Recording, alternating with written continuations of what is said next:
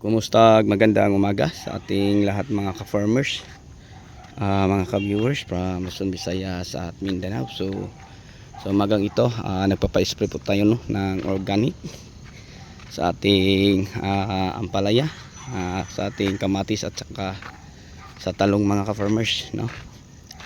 So ganun pa din mga ka-farmers, wala pang ulan, sobrang init pa.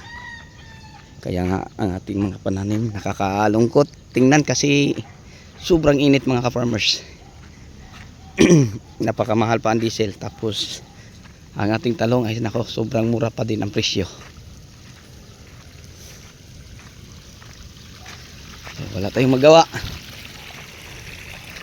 Kaya sabi ng mga kaibigan nating farmers, laban lang. Laban sa hirap, pagod at pawis. Ayan po mga ka-farmers, parang nakakawala ng gana ang ating panggobernong, naku po, puriya lang sa maayo. Malaking epekto po, no? Lalo na sa pagbiyahe natin sa mga ating harvest, napakalaki ang magasto.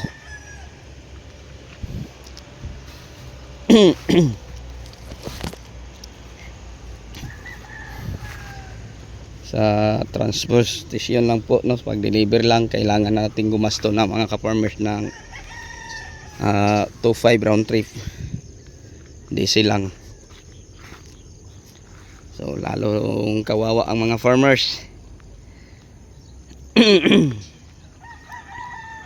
Iwan ko mga ka-farmers kung magpapatuloy pa ba kami sa pagpa-farming o hinto, no?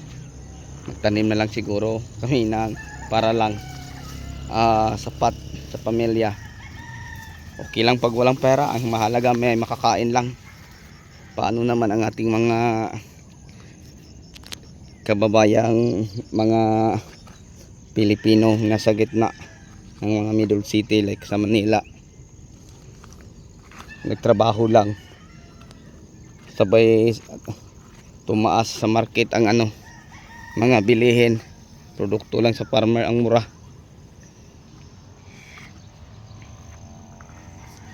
Ayan, nagpapa-spray kami ng organic na Envero.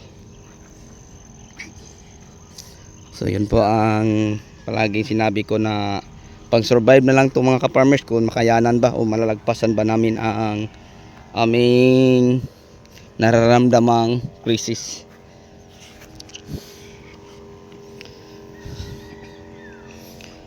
So yun ang palaging sinabi ko, pag organic ang ating gagamitin, safe sa mga consumer, kasi pagkatapos nito pwede na tayong mag-harvest at kakainin. Organic lang po ito na foliar mga ka-farmers, ang ating pinapa-spray. Anong nangyayari dyan ka-farmer? Tanggal. Natanggal. Ako ay natanggal daw. So wala tayong amoy na napapansin, no? So hindi po laso ng ating pinapa-spray, tulad ng tinatawag nating mga synthetic na mga insecticide, fungicide at saka fungicide. Ito po ay foliar lang, no? Foliar na organic na pinapadaan natin sa dahon.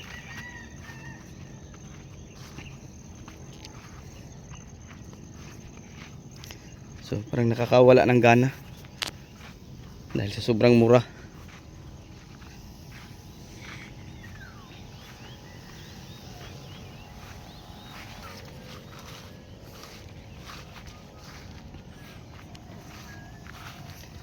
So organic ang ating pinapa-spray.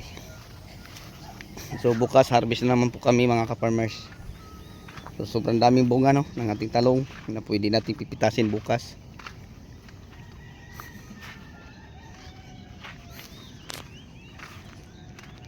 Okay, so hanggang dito na lang po tayo siguro mga ka-farmers, mga ka-viewers, kasi maghanda pa po kami, no, sa mga dadalhin namin. Ayan mga ka-farmers, so napakaganda ang bunga ng ating talong. Mag-ready pa po kami, no, sa dadalhin naming mga gamit sa farm to natin. So yun lang po ang masabi ko mga ka-farmers, okay lang pag tumaas ang ating kalakal. So ngayon alam niyo kung magkano, tag 15 na lang po. So kawawa na tayo mga farmers pag ganyan sa stima. Okay, so yung lahat hanggang dito na lang po. Maraming salamat pa. God bless.